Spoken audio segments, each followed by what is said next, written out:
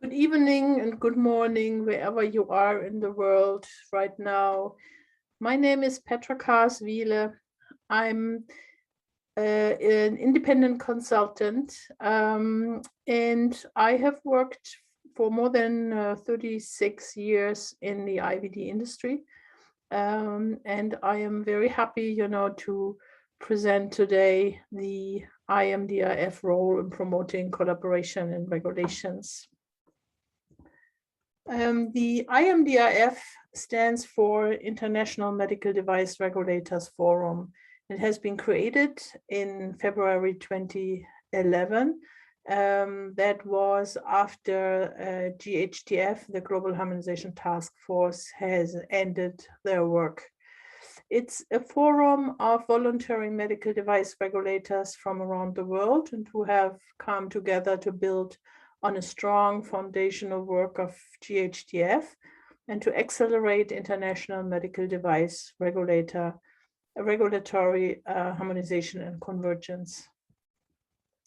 The mission of IMDrf is to strategically accelerate international medical device regulatory convergence to promote an efficient and effective regulatory model for medical devices that are responsive to emerging challenges in the sector while protecting and maximizing public health and safety. IMDrf has several work items, and they continue the work of Global Harmonization Task Force and their work items. On the other hand, they also update some GHTF documents as development comes along, and the documents require update. And for sure, there are also new work items, but focusing on regulatory and approaches. There are approaches for rapidly evolving technologies and medical devices. So new documents may be needed, and so as this comes along, then IMDrf is going to present those ideas as well as then formulating those documents. Here are some of the work items examples. One major milestone, I think, was the Medical Device Single Audit Program, also called MD-SUBS. The document has been completed, and also this program has been implemented already in several countries. Another important document, something which I also meant as technologies come along, software as a medical device. There was a need, for regulators to formulate this, to come up, with definitions, as well as, how software is then being treated, within a regulatory environment. The principles of in vitro diagnostic medical devices classification was another one. It has been already finalized under GHTF, but it was time to update this document, and this has been done recently. Another guide, the medical device cybersecurity guide, that's an ongoing work item, also very much needed by regulators. Also, when it comes, to definitions and how this means, to their day-to-day work. Another one which is ongoing for a while, the regulated product submission. That's a program for in future, that regulators are being able to accept electronic submissions.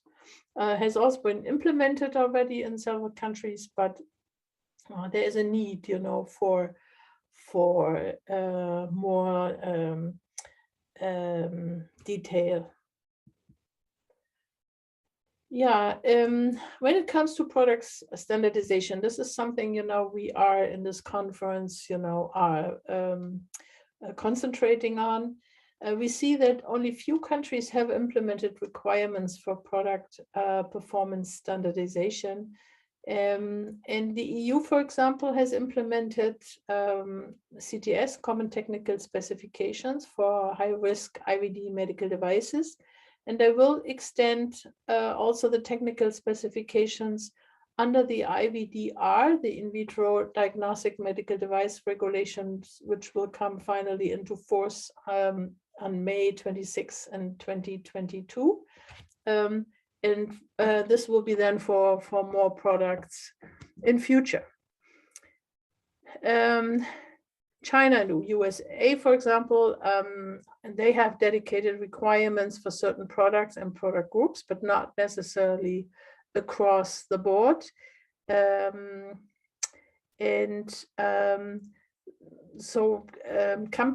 on the other hand, there are traceability requirements for companies and especially, for products where international reference material is available.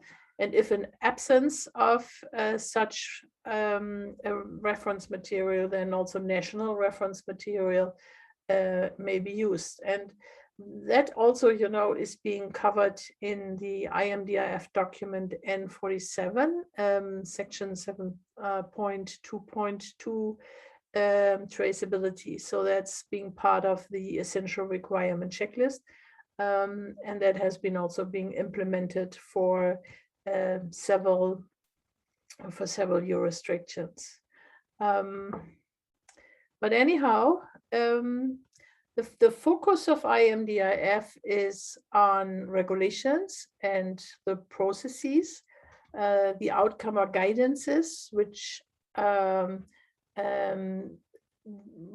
companies and actually the areas, are voluntary to implement international legislations. Independently, companies, can also follow those guidances if they want to. But it's not a strict requirement. And IMDrf, I see that they have currently no ambition to give guidances for product standardizations for products specifically. So that could be something for future, but I don't see right now that this would be one of their goals. So it leaves the lab associations as well as companies working together with regulators to work on more product standardization and helping to ensure, that products are being state of the art. So this brings me to the end. So thank you very much for listening. And I hope there is a lot of discussions later on.